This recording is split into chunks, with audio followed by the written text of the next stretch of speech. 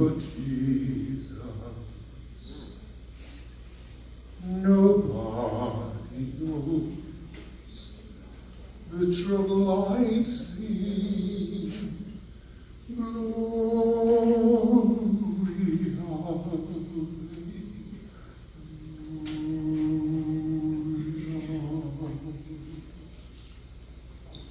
Good evening again. Hey. We would like to invite you to come with us on a journey into the past, a journey that features Antonio Proctor and his legacy, a historic, sentimental journey, a journey that will engage, inform, and expose troubles seen and battles won. Sometimes I'm up, sometimes I'm down. Oh, yes, Lord. Sometimes I walks to the ground. Oh, yes, Lord. Antonio Propinas Proctor was born into slavery in Santo Domingo around 1743. He witnessed free blacks rising in rebellions with the rest of the enslaved Africans, experienced firsthand cruelty, deceit, and inhumane treatment perpetrated by the British, and probably wondered if there was any way to become free of the harsh British redcoats. He heard rumors of disenchantment between the American colonists and the British motherland. They wanted to be free. He wanted to be free. Maybe, he reminisced, life elsewhere would provide him that freedom. In 1759, at the age of 16, Antonio came from his tropical island home in the American colonies as a valet to an English officer at the Battle of Quebec. He was with another British officer when the Boston Tea Party occurred in 1773, was a servant to another British officer, and was an eyewitness to the Battle of Lexington in 1775. Little did he know that he was destined to become an exceptional patriarch of an exceptional family. Antonio came to St. Augustine after his servitude to the British officers who no longer required in Florida. He became the property of the Panton Leslie Company, which traded with the Bahamians and the Native Indians and dealt in the scouting and the whereabouts of various Native Americans during the Spanish-American conflict. Cognizant of Antonio's friendship with the Indians and his fluency in various native tongues, the Spanish governor sent him to obtain the aid of the Indians so that the Americans could be defeated. Antonio's actions resulted in him receiving a 185-acre land grant in St. Augustine and a citation of Erie, the services that resulted in the pacification of the territory. Antonio's utmost desire, however, was that one day he would be free. And under the 1821 Treaty of Cession, Antonio became a free Spanish Negro. Consequently, he was granted a license and a salary to deliver mail between Tallahassee and St. Augustine. Later, in 1823, when the Americans were again in charge of Florida, Antonio served as the main interpreter at the Treaty of Moultrie Creek between the USA and the Seminole Indians, as their land was cleverly taken from them. In 1832, the United States again needed an interpreter. Proctor faithfully assisted in the talks during the Treaty of Payne's Landing. The treaties all favored the new country.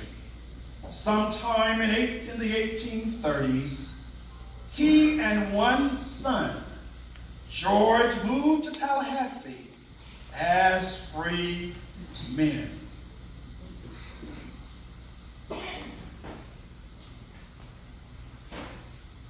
In Tallahassee, Antonio's son, George Proctor, became a carpenter.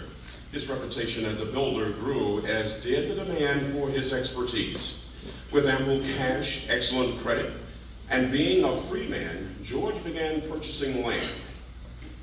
He is credited with the construction of many of the stately homes in the city, some of which continue to stand and grace the historic downtown streets of Tallahassee. The Randall House on Calhoun Street, the Knott House, the Rector's House, and the Columns, which is currently home to the Tallahassee Chamber of Commerce. Now that he had become a member of the landed gentry, George was ready to find a wife. Nancy, a slave of Mary Chandler, caught George's eye. He purchased her for $1,300, making a down payment of $450, with 1 year to pay the balance. They were wed at St. John Episcopal Church. As time progressed, woefully, the nation entered into a period of financial crisis, and George was unable to pay the balance. In addition to the financial crisis, George underbid on several of his construction projects, sometimes barely clearing the cost and often completing grand houses without a profit in his pocket.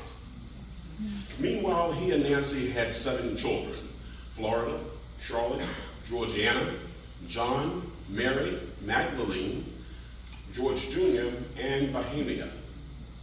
George continued to experience financial difficulties. He was a superb carpenter and a free man, but without the recourse of power to make certain demands. He was a free man, but a black man, living in an age of servitude. News of the 1848 California gold fever reached Tallahassee in 1849. George Proctor considered that joining the gold seekers in California could solve his financial problems, and so he ventured west. Some said that he never sent money home for his wife, children, or his father, Antonio. Others said that he did send money, but the family never received it due to the unscrupulous people he entrusted to care for his family. Oh, freedom. Oh, freedom. Oh, freedom over me. And before I'd be a slave, I'd be buried in my grave and go home to my Lord and be free. As a consequence, George's wife and children were sold in 1854 to Henry and Jane Rutgers. Antonio continued to live as a free man with the Rutgers family, and it is there that he died in 1865 at 112 years of age. Later, in need of funds, the Rutgers sold 3 of the Proctor children and hired out the remaining 3 to other plantation owners or tradesmen. After 13 years of being away from home, George died in 1862 at the age of 64 in Sonora, California. Little information has been found about his life in California, other than that he became involved in civil rights at the end of his life. A sentence from his obituary stated that he was an old resident of Sonora, where he lived since 1850 and was highly respected by all who knew him. Sometimes I feel discouraged and think my work's in vain. But then the Holy Spirit revives my soul again.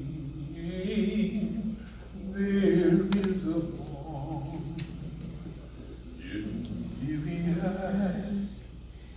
to make the wounded whole. There is a balm in Gilead to heal the saints' soul. George's son, John, remained at the Rutgers and had a great respect and affection for Henry Rutgers. After the death of Rutgers, John searched for and found 3 others, all white men, who filled his need for a surrogate in some measure. Willie Ames, the railroad depot agent, taught him to read and write. B.C. Lewis, the town's banker, taught him mathematics. But it was Matthew Lively, John's owner, who provided him with the most guidance and substance. After slavery, as a result of his advanced educational training, John taught at several plantation schools, became assistant director of customs at St. Mark's, and was a mail clerk. An erudite man, John became involved in Florida's Reconstruction politics and served in the Florida legislature as a multi-term representative and a senator. His brother, George Jr., joined him in Tallahassee as an elected representative from Jefferson County, where he served 1 term. After George's venture into state politics, he happily returned to his life as an independent farmer in Jefferson County. John was an early member of Bethel African Methodist Episcopal Church, founded in Tallahassee in 1865. However, he later joined with other black leaders and helped found St. Michael's of All Angels Episcopal Church in 1882. John died in 1944 at the age of 101. Bohemia, the grandson of Antonio, the son of George, and the brother of John, was sold on July 20th, 1860 to John Finlayson in Asheville, a little settlement outside of Monticello. The 15-year-old was purchased for $1,050.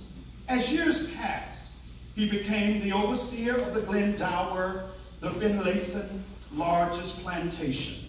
He later acquired his own land and became a major farmer. His family still owns extensive acreage in Asheville.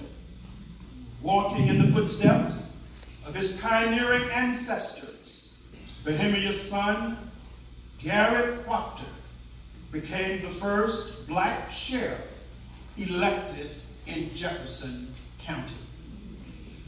The Proctor family became separated through the years, a phenomenon of slavery. While some progeny remained in St. Augustine, others abided in Monticello, and others stayed and populated the Tallahassee lineage. Over the years, the links that bound the family became weak and even fettered. A book, The Proctor's Roots, Branches, Voices, has been written to reconstruct and connect the history of this remarkable family. The Proctor story is more than a sentimental journey. It is a historic occurrence of a family that gave, had possessions taken, and whose freedom was challenged. Yet they persevered and left their mark in the annals of history. Because of the pioneers, ones whom we applaud tonight, other stalwart people of African descent, ones who took up the struggle and dared to break down barriers, walls. In their spirit, we close with a familiar Negro spiritual. The words appear on your program, and we ask that you will join us. I ask the Washington sisters to join us in this resounding tribute. Joshua at the Battle of Jericho.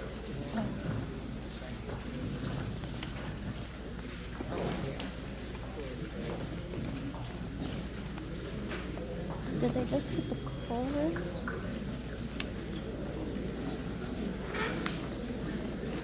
Joshua at the Battle of Jericho. Jericho, Jericho.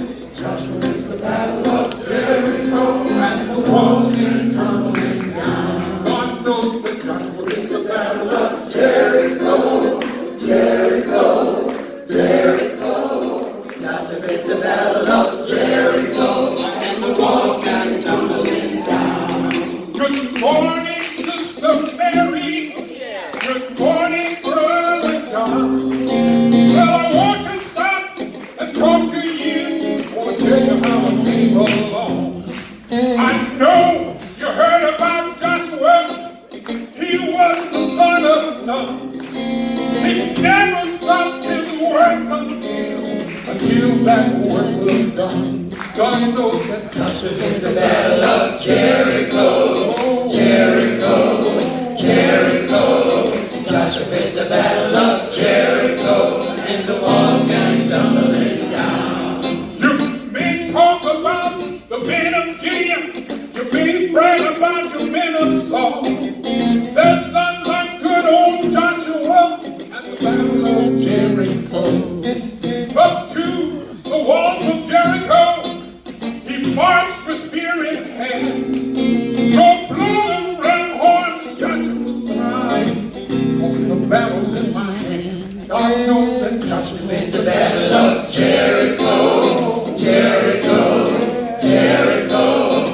Joshua in the battle of Jericho, and the walls come tumbling down. Joshua in the battle of Jericho, Jericho, Jericho. Joshua in the battle of Jericho, and the walls came tumbling down. And the walls came tumbling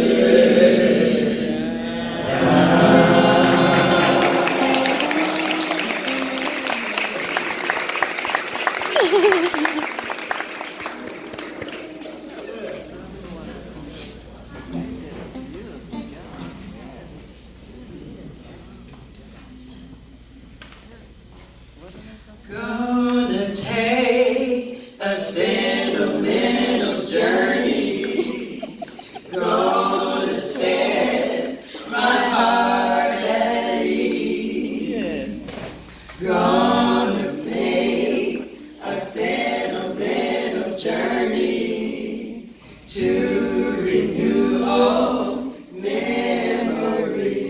All right. Got my bag, I got my reservation.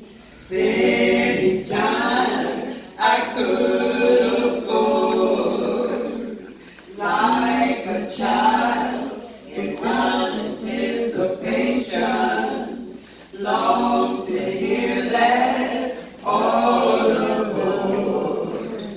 7, that's the time we meet at 7. I'll be waiting up at heaven, counting every mile of railroad track that takes me back. Never thought my heart could be so yearning. Why did I decide to roam? Gonna make a sentimental journey, sentimental journey home, sentimental journey home.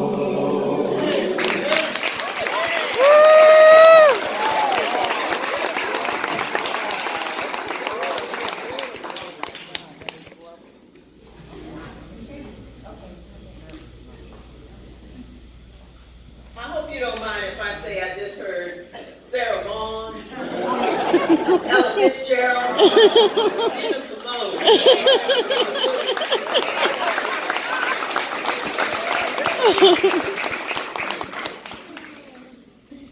The appreciation that we need to show right now for the Riley Readers Guild is that they are an outstanding group of performers. Yes. Awesome. They led us through the experience, the history, the appreciation of great pioneers, Antonio, George, John, and Bohemia. Please, please, family, stand so we can applaud you one more time.